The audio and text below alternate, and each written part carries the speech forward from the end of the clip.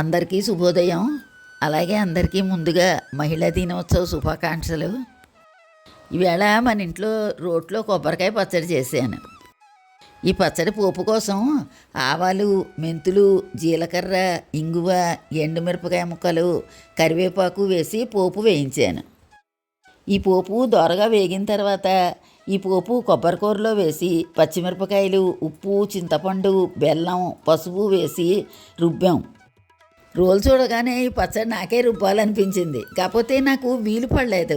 పిల్లలందరూ రుబ్బారు, మా మనవడు భార్య కూడా రుబ్బింది.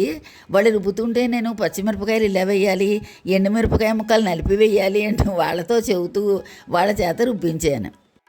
ఆ ఉన్న కాస్త పచ్చడిని ఇంతమంది రుబ్బాము. పచ్చడి రుబ్బుతున్నంతసేపు పిల్లలందరూ ఉండడం వల్ల సరదాగానే గడిచింది. అయితే పిల్లలందరూ వెళ్ళాక రాత్రి పచ్చడి తింటూ ఉంటే కొంచెం బెంగగా ఉంది. ఎందుకంటే మన ఇల్లు కట్టుకుని 30 సంవత్సరాలు అయింది.